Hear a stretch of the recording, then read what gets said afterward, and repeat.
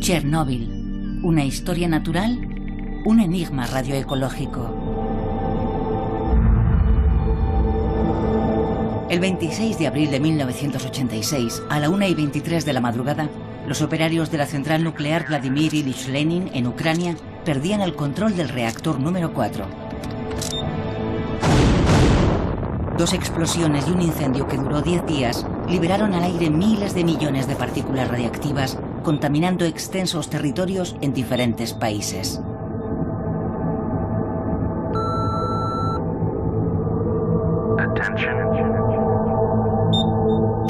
Se decretó un área de exclusión de unos 30 kilómetros alrededor de la central, donde quedaba prohibido cualquier asentamiento humano.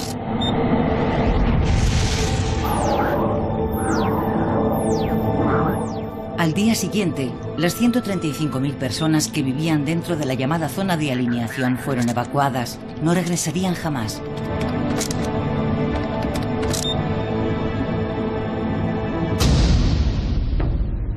Los seres humanos huyeron de la zona de exclusión y dejaron a la fauna y flora salvajes abandonadas a su suerte. ¿Qué ha sido de la naturaleza después de todos estos años?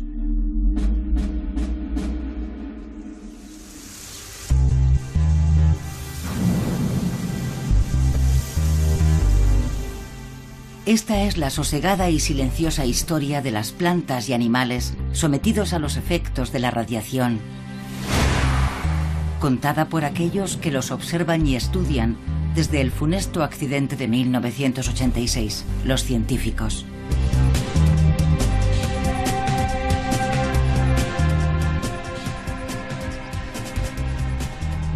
La liberación de aquellos miles de millones de átomos radiactivos, los radionucleidos, desencadenó en todos los organismos vivos, animales o vegetales, un combate que aún hoy se libra a nivel microscópico en lo más profundo de las células, en moléculas tan importantes como los cromosomas.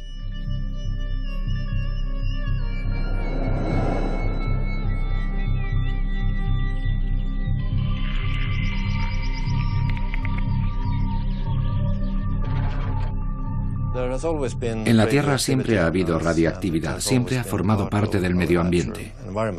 La naturaleza ha aprendido a convivir con ella y ha desarrollado mecanismos que sirven para reparar las consecuencias de la radiación. Pero cuando hablamos de Chernóbil, nada en nuestro mundo estaba preparado para un incremento tan brutal y repentino de la radiactividad.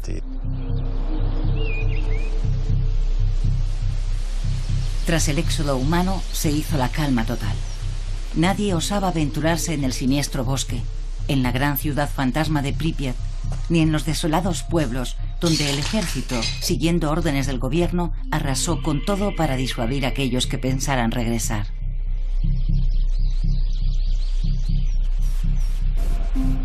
Pero esta quietud pronto se vio perturbada por las curiosas idas y venidas de una nueva población realmente sorprendente: los científicos. Armados con permisos especiales, solo ellos estaban autorizados a franquear esta barrera siempre bien guardada, la puerta de entrada oficial a la zona prohibida. Su objetivo era adentrarse en esa tierra de nadie gigantesca y en particular en las zonas más peligrosas, donde la radiactividad superaba 1000 veces los niveles normales. Me llamo Sergei Gashak, soy ucraniano. Nací en la ciudad ucraniana de Zaporozhye. En 1986, Sergei Gashak formó parte de los 800.000 liquidadores encargados de limpiar la zona afectada. Tuvo que marcharse debido a la gran cantidad de radiación, pero se prometió a sí mismo volver como investigador. De todos los científicos, Sergei es sin duda el que ha participado en más estudios dentro de la zona prohibida de Chernóbil. Soy zoólogo y he recorrido toda la zona con mi cámara de fotos y mis prismáticos, ya sea a pie, en coche o en barco. Conozco esta región desde hace más de 20 años y le he cogido mucho cariño. Me siento muy unido a esta tierra.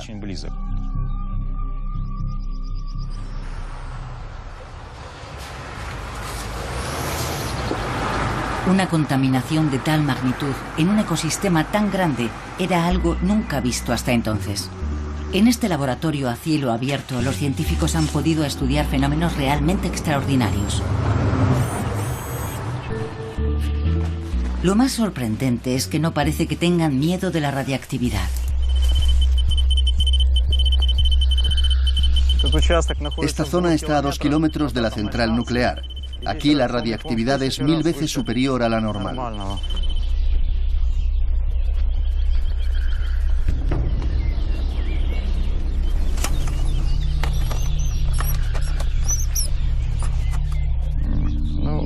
Aquí tenemos algo. Es un ratón. Vive en una zona muy radiactiva. Está contaminado, pero parece que se encuentra bien. Es sorprendente. Se le ve activo y fuerte. Noto cómo intenta escabullirse. Está dispuesto a luchar por su vida. Se defiende y muerde la mano de esta criatura feroz y enorme que le ha atacado.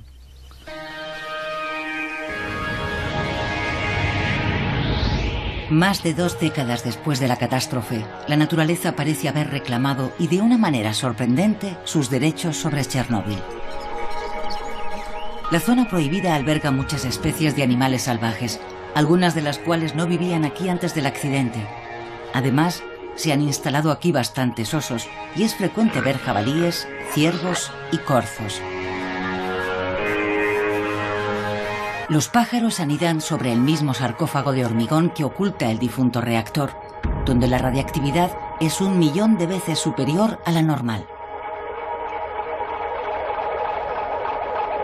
Y a pesar de todo, y al igual que el ratón de Sergei Gashak, todos estos animales parecen gozar de buena salud.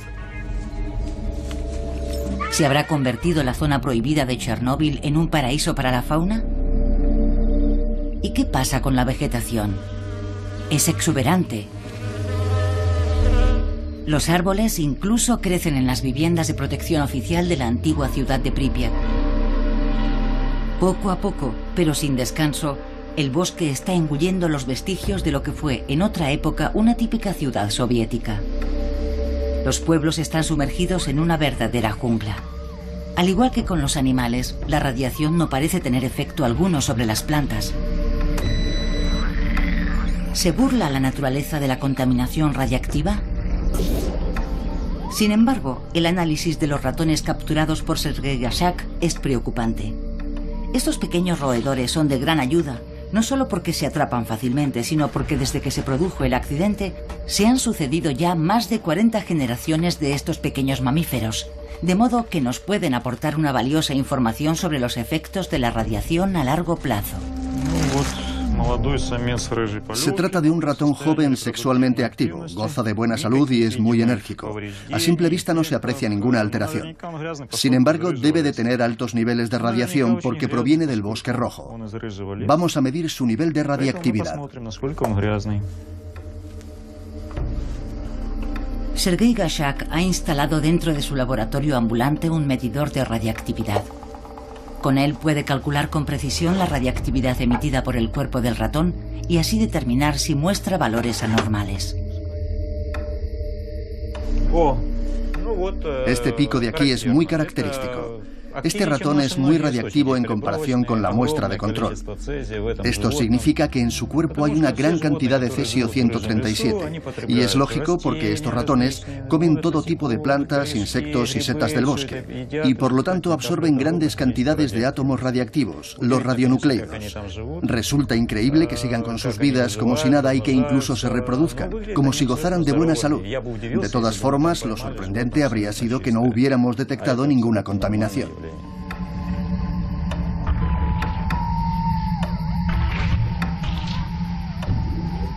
¿Cómo es posible que un animal con semejantes niveles de radiación no muestre ninguna alteración aparente y pueda vivir en un lugar tan contaminado?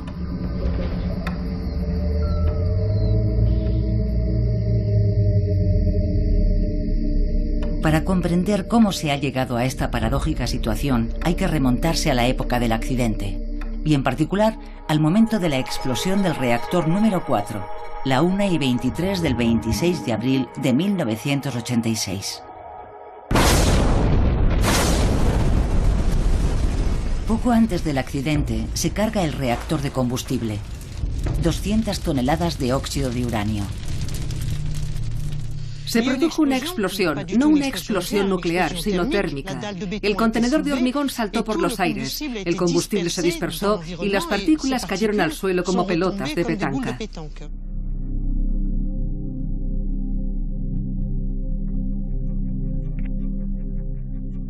Denis Stamos y su equipo del Instituto Francés de Radioprotección y Seguridad Nuclear estudian qué ocurre con esas partículas radiactivas cuando caen al suelo.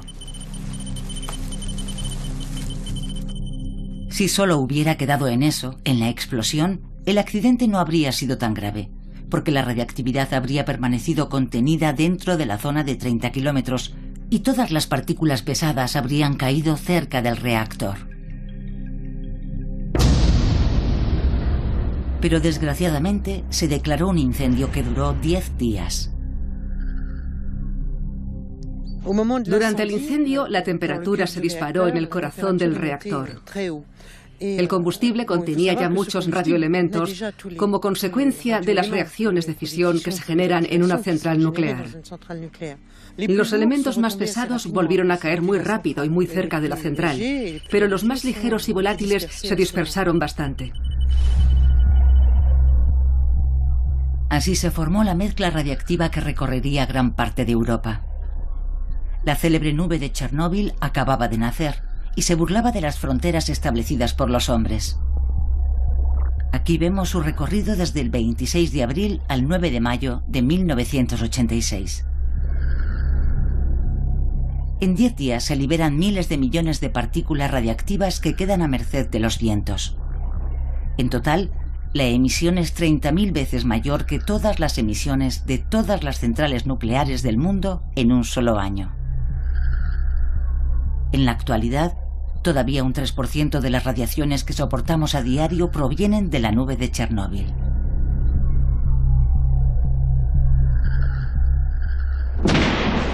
Pero es que además intervino la climatología, el viento viró, la mezcla radiactiva cambió de rumbo y cayó en forma de lluvia, es decir, los elementos volvieron al suelo, dejando manchas de contaminación. En otros lugares no llovió y los elementos no cayeron al suelo, así que la dispersión de la radiactividad siguió un patrón desigual, como de pétalos de flor o manchas de leopardo, un disparate total.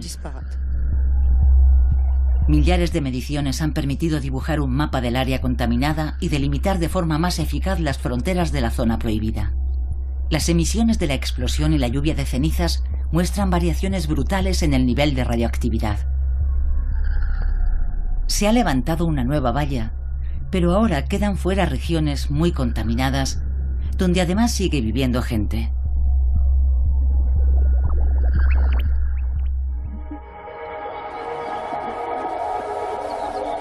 Una terrible batalla comenzó aquel día de primavera de 1986, cuando miles de millones de átomos radioactivos cayeron sobre la región. Los científicos lo llaman la fase aguda. Los organismos vivos, vegetales o animales que por desgracia soportaron la lluvia de ceniza sufrieron una radiactividad enorme en contacto directo con sus células. Estos organismos fueron los que se enfrentaron a lo peor de la radiactividad.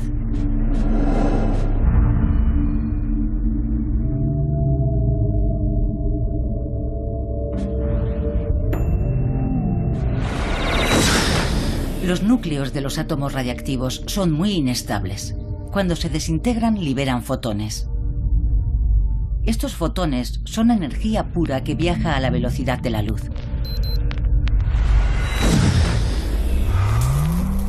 Atraviesan la materia por millones y emiten una radiación invisible, los rayos gamma. Los fotones, al entrar en contacto con la materia, chocan con las moléculas y las rompen. Estos pedazos de moléculas, que los científicos llaman radicales libres, quedan a la deriva y son también muy tóxicos, pues destruyen a su vez más moléculas.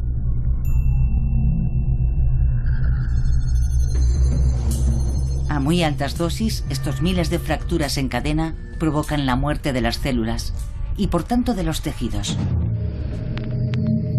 Los organismos vivos no están preparados para soportar este tipo de ataques en dosis tan potentes.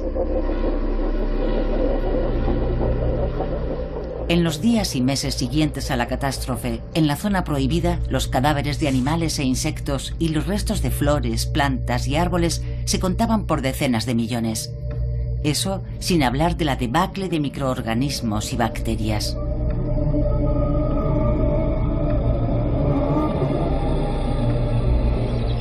Miles de pinos cercanos a la central se volvieron rojos y murieron en pocas semanas.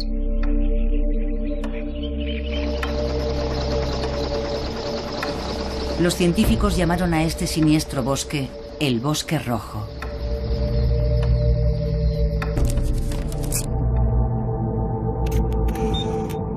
Se produjeron más de 400 nacimientos anormales entre los animales domésticos en los meses y años siguientes a la catástrofe. Pero debido a la dispersión desigual de la contaminación, había zonas casi indemnes que lindaban con otras devastadas por la contaminación donde no quedó ni un solo animal.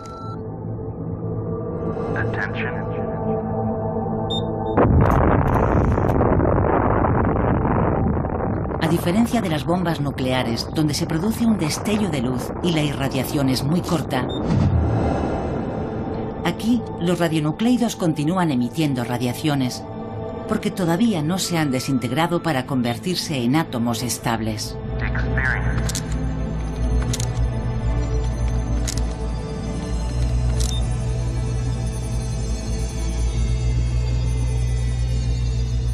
Los elementos radiactivos se caracterizan generalmente por su semivida. La semivida es el tiempo necesario para que el elemento pierda la mitad de su radiactividad. Eso quiere decir que a los 10 periodos se considera que el elemento ya no es radiactivo. Algunos de esos elementos radiactivos tienen una semivida muy corta, de solo unos segundos, otros de días.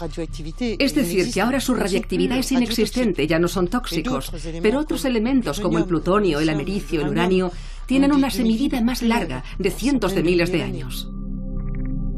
En la actualidad, tras más de 2 décadas, en la zona prohibida persisten menos del 3% de los átomos radiactivos.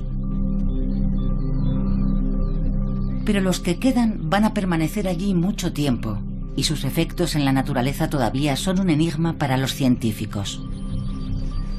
La zona de Chernóbil ha entrado en una nueva fase. Los científicos la llaman la fase de radiactividad crónica, aunque su intensidad es mucho menor. La radiación actual no tiene nada que ver con la que se detectó en los primeros años después del accidente, pero sigue siendo miles de veces superior a los niveles normales. Estación tras estación, año tras año, arrastrados por la descomposición natural de la vegetación, los radionucleidos residuales se funden lentamente con el suelo para acabar entrando en contacto con las raíces de las plantas. Los organismos vivos, ya sean animales o vegetales, absorben estos átomos radiactivos, ya sea por inhalación o a través del alimento, de modo que se ven obligados a luchar contra un enemigo que los ataca desde el interior. De hecho, al sufrir una irradiación interna, ellos mismos acaban convirtiéndose en seres radioactivos. Toda la cadena alimentaria de la zona prohibida está afectada.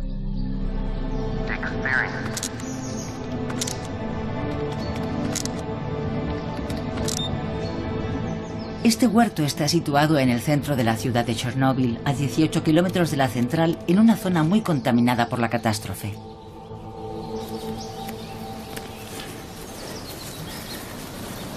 Esta es la casa de Leonid Bogdan. Vive solo. Se instaló aquí después de su divorcio. El suyo es un caso excepcional, porque las 2.000 personas empleadas en la zona prohibida se alojan en barracones y comen en cantinas cuyos alimentos proceden de regiones limpias. Está estrictamente prohibido cultivar la tierra en la zona de exclusión, y es perfectamente comprensible. Pero, ¿y este hombre? ¿Está loco? No lo crean. Leonid tiene un trabajo muy especial dentro de la zona. Es el director del laboratorio de medición de radiactividad desde hace 20 años así que sabe lo que hace. Estamos en época de cerezas. Como no nos demos prisa, se las comerán los pájaros. De hecho, ya hay algunas demasiado maduras. No podemos dejárselas a los pájaros. El año pasado se las zamparon todas en 2 días. El cerezo es un árbol muy particular. Absorbe el cesio y el estroncio, sí, pero en la carne del fruto no quedan más que pequeñas trazas. Por el contrario, las mayores concentraciones de esos elementos se encuentran en la semilla. Así que podemos comer el fruto, pero escupir siempre el hueso.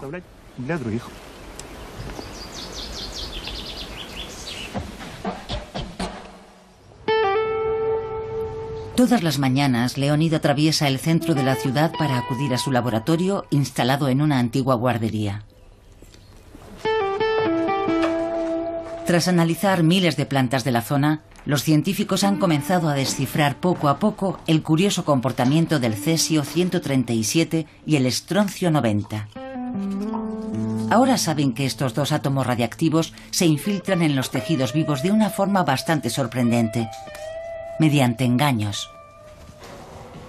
Buenos días. Buenos días. ¿Qué es lo que tenemos hoy? Hojas de abedul. Estas muestras proceden del bosque rojo. No tengo más que molerlas y ya está.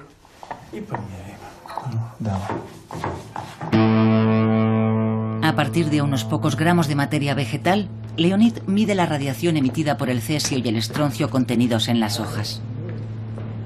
Cada uno de estos elementos tiene propiedades específicas de frecuencia y potencia.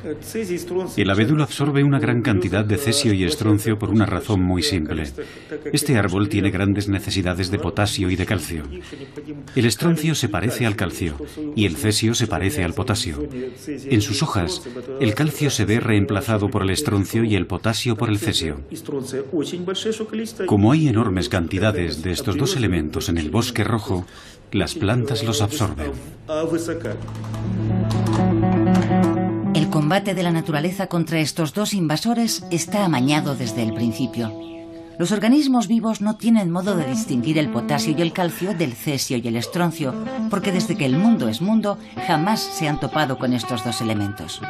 Son una invención del hombre moderno.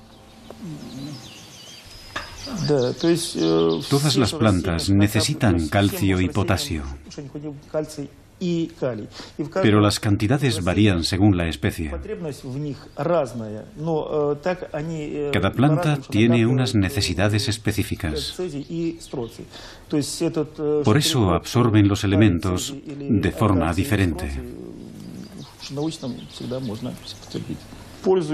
Yo como verduras y frutas de mi huerto.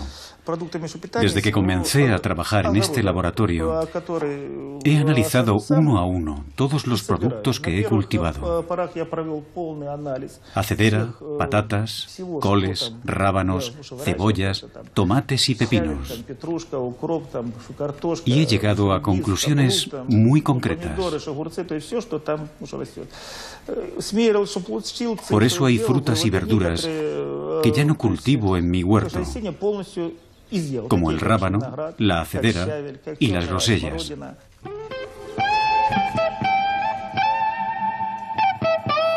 Leonid puede comer tranquilamente los productos de su huerto tras seleccionarlos cuidadosamente.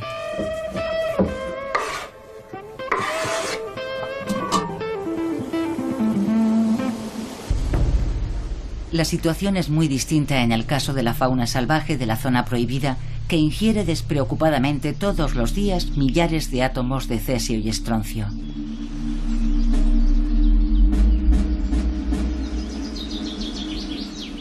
¿Cuáles son las consecuencias para los organismos vivos y cómo se defienden? Carl Magnus Larsson, de la Agencia Sueca de Radioprotección, conoce bien el tema por haber coordinado estudios de más de 30 laboratorios europeos. Las radiaciones provocan daños en el ADN. Estos pueden ser consecuencia directa de la radiación o de la producción de radicales libres, que a su vez deterioran el ADN. Pero la naturaleza cuenta con mecanismos para reparar estos daños en los cromosomas. Uno de los principales sistemas de reparación se basa en el hecho de que los cromosomas están formados por dos hebras casi idénticas en forma de doble hélice. Una sirve de modelo para recomponer a la que haya resultado dañada. Un mecanismo celular es el encargado de completar los elementos que faltan, mientras compara las dos hebras gen a gen. Cuando detecta la falta de un pedazo de cromosoma, se repara.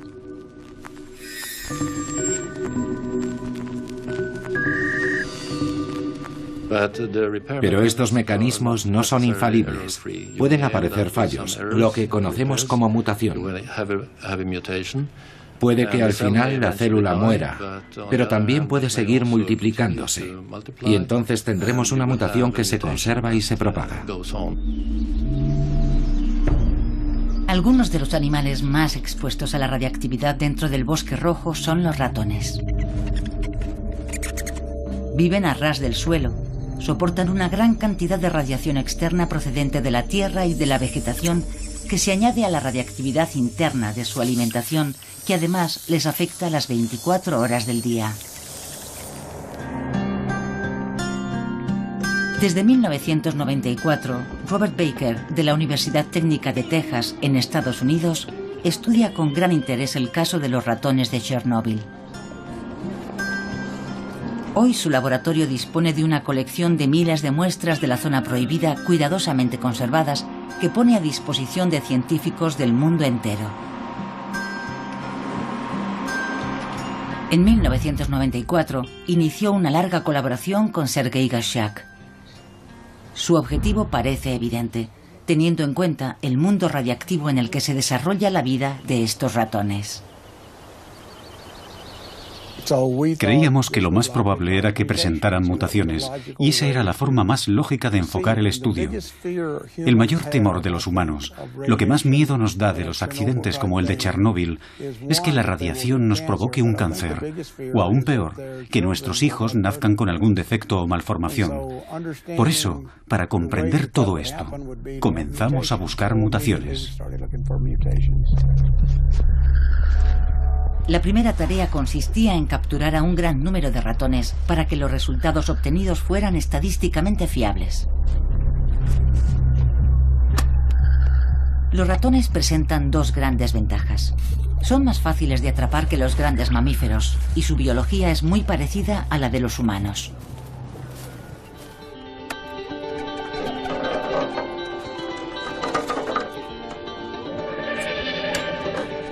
La segunda parte de este estudio se desarrolla en Slabutich, en el laboratorio de radioecología de Sergei Gashak, creado en 1999 con el objetivo de estudiar los efectos de las radiaciones en el medio ambiente.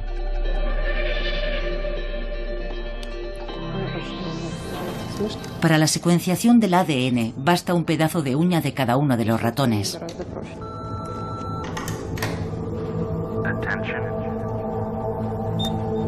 Después, las muestras se meten en un tubo de ensayo y se envían a Texas, al laboratorio donde trabaja Robert Baker.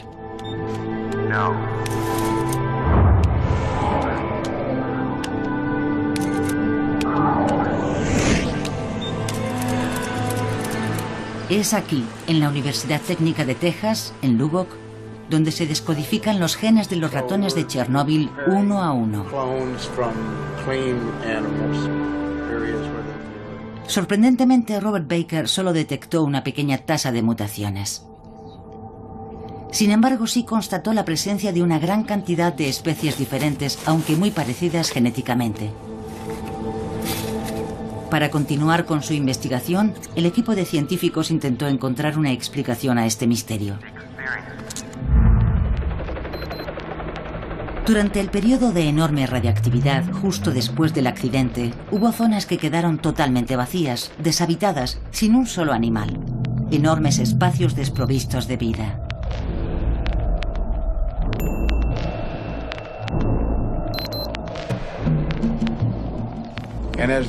Conforme la naturaleza se fue estabilizando y la radiación se redujo lo bastante como para no ser mortal, los animales comenzaron a regresar. Volvieron a su hábitat natural. Y como se reprodujeron y muchos ejemplares lograron sobrevivir, se establecieron en la zona, tomaron posesión del espacio, y eso a pesar de que todo su ciclo vital se desarrolla bajo unos niveles de radiación muy altos. Se reproducen de forma normal. Todo en una zona altamente radiactiva. La verdad es que no parece que les vaya mal.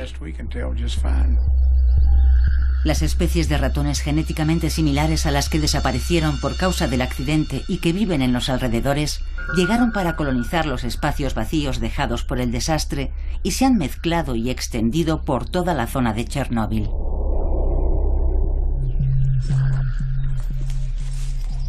Esta situación quizás se haya repetido en muchas otras especies dentro de la misma área. Es posible que animales procedentes de otras zonas que no han estado expuestos a la radiación hayan repoblado poco a poco las zonas libres, trayendo consigo sus variaciones genéticas naturales. Si no parece que los ratones tengan ninguna patología, ¿qué ocurre con sus órganos internos? ¿Están indemnes? Los estudios de laboratorio nos revelan las formidables estrategias de defensa de estos animalitos frente a las radiaciones. Las anomalías, las aberraciones y las patologías son evidentes, y observamos lo mismo en otros tejidos como en el tiroides. No hay duda de que los organismos de los animales que viven en condiciones de alta radiactividad sufren estrés, y que los sistemas biológicos que compensan los daños trabajan al máximo. Pero también es necesario resaltar que los organismos poseen suficientes mecanismos de defensa para compensar los daños, permitiendo la supervivencia del animal en estas duras condiciones.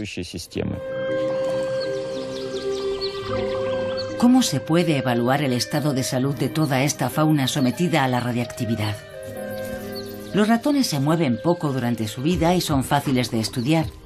Pero ¿qué hacer con los grandes mamíferos que cubren enormes distancias? Están ahí, eso es un hecho, aunque se desconoce su número, ya que no se ha realizado ningún censo. No hay dinero. Parecen gozar de buena salud, aunque es posible que no veamos a los más débiles porque enseguida son devorados por los depredadores.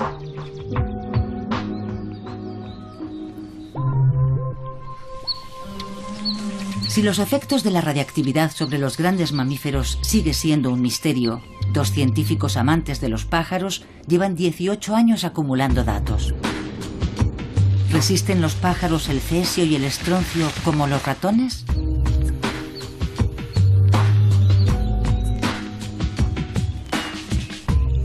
Desde 1991, Anders Möller, investigador del Centro Nacional de Investigaciones Científicas en París, y Tim Mousseau, de la Universidad de Carolina del Sur, en Estados Unidos, cuentan todos los años los pájaros de Chernóbil según unas estrictas reglas ornitológicas.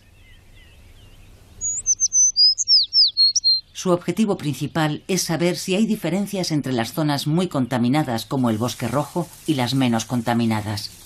Diferencias que podrían establecer una relación directa entre la presencia o no de pájaros y el nivel de radiactividad.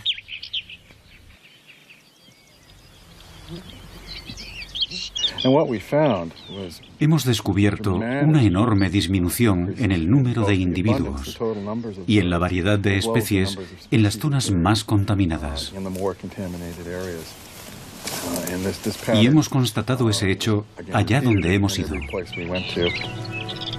En las zonas que han estudiado, Anders y Tim han censado a 1.570 individuos de 50 especies diferentes.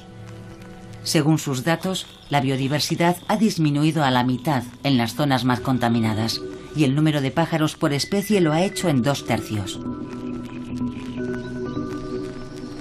Es en las ruinas de los antiguos kolkhozs de Chernóbil, símbolos de la agricultura soviética, donde Anders Möller y Tim Mousseau han realizado uno de los hallazgos más importantes sobre los efectos de dosis leves de radiación sobre estos animales. Algo que estos científicos no habían visto jamás en los 15.000 ejemplares que han capturado por todo el mundo.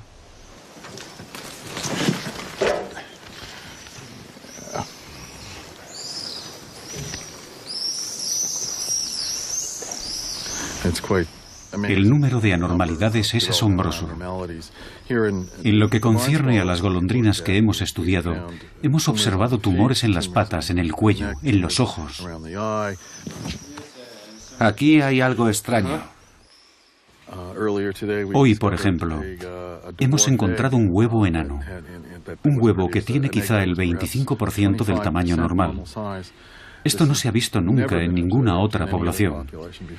Y cuando vas sumando todas estas anomalías, como hemos hecho durante los últimos años, descubres que hay quizá 14 o 15 tipos distintos de anormalidades, 10 de las cuales no se han visto nunca en ningún otro lugar del mundo.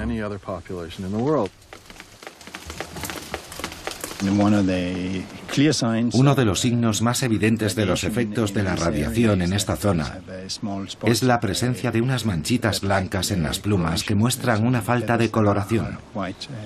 Se trata de un albinismo parcial. Es un fenómeno muy raro en la naturaleza. Los únicos lugares donde se puede observar un albinismo así son las grandes ciudades como París o Moscú, y está relacionado con altos niveles de contaminación. Aquí hemos encontrado varias anomalías morfológicas en las plumas, como por ejemplo asimetría en la longitud de las plumas de las alas. Para pájaros que pasan mucho tiempo en el aire, es un gran inconveniente tener plumas de diferente tamaño, porque reduce su aerodinamismo.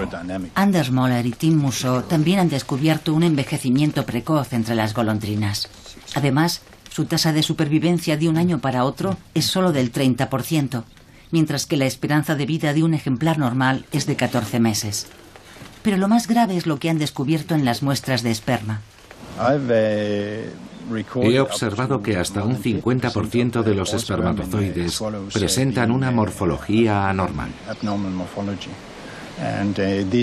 Esto sí que es muy negativo para los pájaros, porque este tipo de esperma no suele ser válido.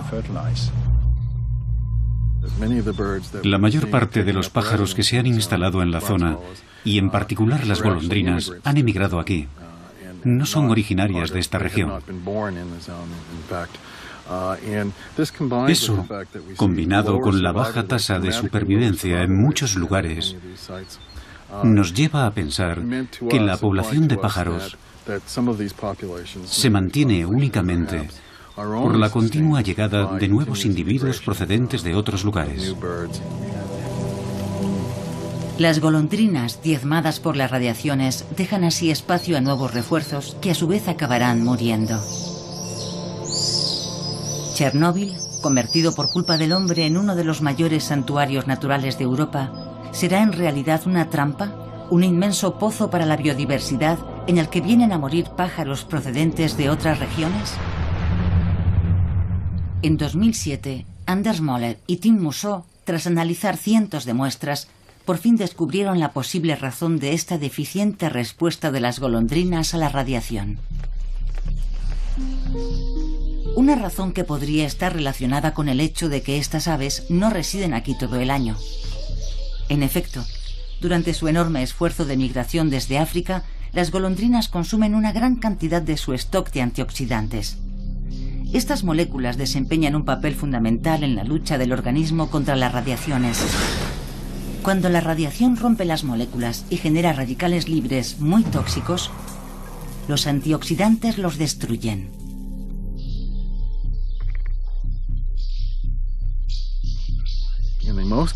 En los lugares más contaminados, la cantidad de antioxidantes de las golondrinas es terriblemente bajo, mucho más que en las zonas menos contaminadas, lo que nos lleva a pensar que quizá estas moléculas se usan para luchar contra las radiaciones ionizantes, que se sabe generan radicales libres que a su vez dañan el ADN y provocan mutaciones.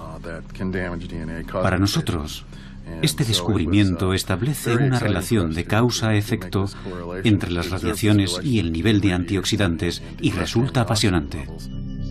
Al llegar a Chernóbil, a las zonas más contaminadas, las golondrinas consumen rápidamente los pocos antioxidantes que les quedan para luchar contra la avalancha de radicales libres.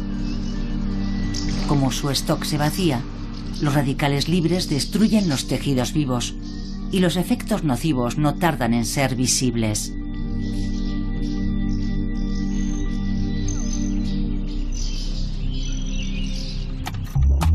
Entonces, ¿cuál es el mecanismo que permite a los ratones no mostrar ningún signo similar? Por fin, en el año 2008, tras 14 años de intensiva investigación, se abrió una nueva etapa en la comprensión de la extraordinaria resistencia de estos pequeños mamíferos. El equipo de Robert Baker se embarcó en un nuevo experimento dirigido por Brenda Rogers, que pretendía estudiar la estrategia de defensa de estos roedores. Al comienzo de nuestros experimentos en la zona de exclusión, esperábamos observar mutaciones, como deformidades, por ejemplo. Pero no vimos nada de eso. Nos enfrentábamos a un gran misterio. Los organismos vivos no parecían sufrir las consecuencias negativas de la radiación. Entonces comenzamos a buscar una explicación. La razón por la cual aquí la vida prolifera.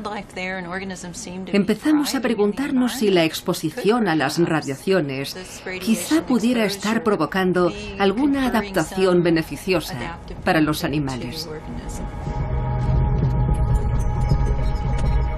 El equipo de Brenda Rogers llevó unos ratones blancos de laboratorio totalmente inhabituados a la radiación al bosque rojo y los dejó allí durante 45 días. Después hicieron lo mismo con otro grupo, pero a estos ratones los instalaron en una zona libre de contaminación para comparar los resultados. Todos los días, los ratones del bosque recibían una cantidad de rayos gamma que, a pesar de ser 1000 veces superior a lo normal, está considerada por los científicos como una dosis leve.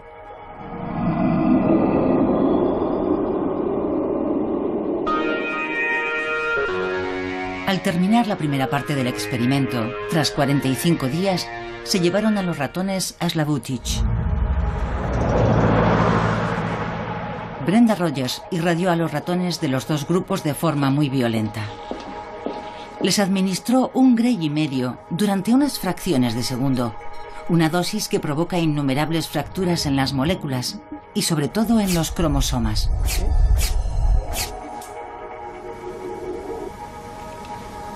¿Resistirán mejor los ratones que recibieron la dosis leve en el bosque? Queríamos ver si con una exposición previa a una dosis leve veíamos menos rupturas de ADN que entre los que no la habían recibido. Y sabemos que 1,5 gramos es una dosis lo bastante potente para provocar fracturas en el ADN. Después, Brenda esperó 24 horas, ya que es en ese tiempo cuando todo sucede. El organismo de los ratones lucha duro contra las numerosas fracturas de las moléculas provocadas por las radiaciones. El resultado fue muy interesante, porque en los animales que no habían recibido la dosis leve, descubrimos las rupturas en los cromosomas que esperábamos.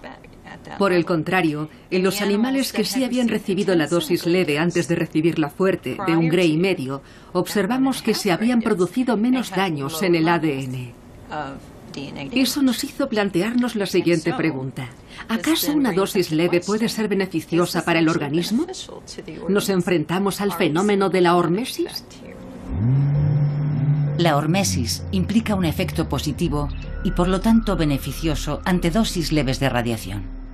Brenda Rogers quiere determinar si la radiación leve recibida en el bosque rojo quizá estimuló ciertos genes que participan en la defensa contra la radiactividad. No vimos ningún cambio ni aumento en la actividad de los genes de reparación del ADN, como esperábamos. Pero en su lugar, detectamos una modificación en la regulación de los genes responsables de la eliminación de los radicales libres. Los radicales libres creados por las moléculas dañadas por violentas radiaciones gamma se eliminan de una forma más eficaz. y sobre todo desaparecen rápidamente antes de que tengan tiempo de destruir los cromosomas. ¿Estos inauditos mecanismos detectados en los ratones existen también en otros animales? Desde luego eso explicaría su aparente buena salud.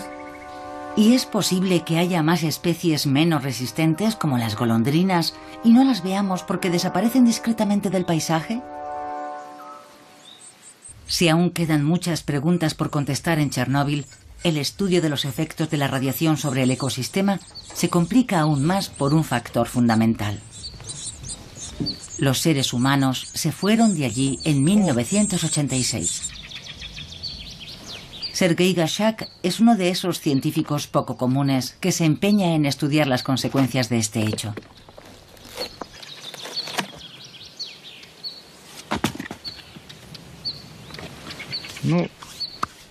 Esto, por ejemplo, no se solía ver antes del accidente, simplemente porque los agentes forestales solo dejaban en pie los árboles sanos. Eliminaban todos los árboles enfermos o muertos que podían convertirse en una fuente de enfermedades, de infecciones, de micosis y otras afecciones parasitarias para los árboles vecinos. Pero tampoco hay que olvidar que los árboles enfermos o muertos son muy normales en un ecosistema forestal de la misma forma que los árboles sanos. Y además son elementos en los que nace la vida. También son fuente de alimento para toda una fauna específica. Después del accidente, el número de árboles enfermos o muertos se disparó, lo que quizá explique el gran aumento de la biodiversidad dentro del bosque. Eso favorece, por ejemplo, la aparición de murciélagos y de insectos, además de pájaros y mamíferos que viven dentro de los troncos huecos. Antes del accidente, los agentes forestales se encargaban de esparcir enormes cantidades de productos químicos en estos bosques plantados por orden de Khrushchev en los años 40. Pero de la misma forma, los inmensos campos dedicados a los cultivos de cereales fueron tratados con abonos, pesticidas y fungicidas. Toda la zona estaba sometida a una fuerte polución química que se detuvo por completo en mayo de 1986.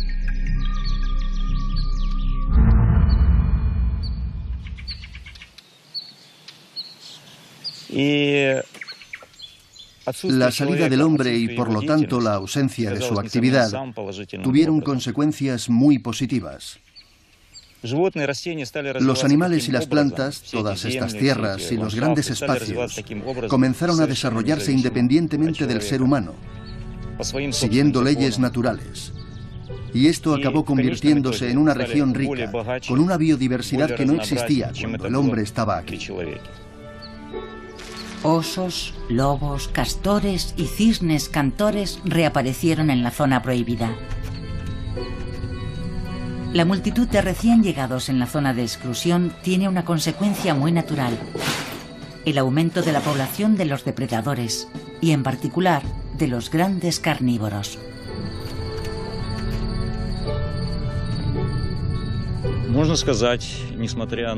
Se puede decir que ahora la cantidad de carnívoros y de herbívoros en la zona de Chernóbil ha alcanzado un equilibrio natural y está perfectamente ajustada a la vegetación, la fuente de alimento de los herbívoros, la tríada, plantas, herbívoros y carnívoros, ha llegado a un equilibrio propio de la región.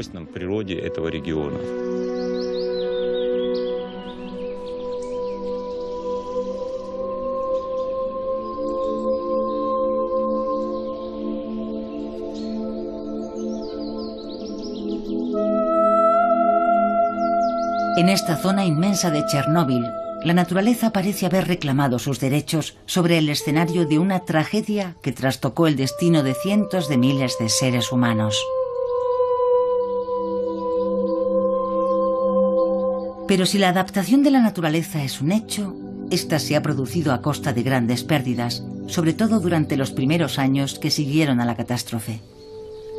Semejantes sacrificios serían inasumibles para la especie humana. Pero, ¿qué ocurrirá a largo plazo? Fue una tragedia inmensa para la gente. Ahora los científicos disponemos de un tesoro que nos permite estudiar los efectos de la radiación. Solo conocemos una pequeña parte de la historia, un porcentaje diminuto. Hemos aprendido mucho, pero ahora debemos comprender por qué vemos lo que vemos.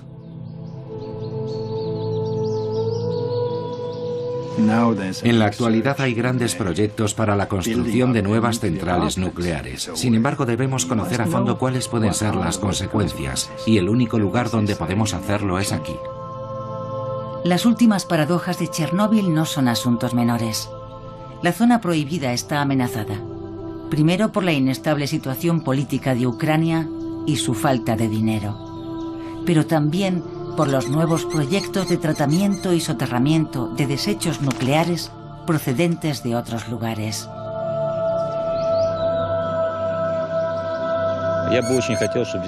Me gustaría mucho que se creara aquí una reserva natural con el objetivo de proteger la naturaleza. También que hubiera equipos de investigación permanentes, una base científica que garantizara esa protección. Ese es mi sueño.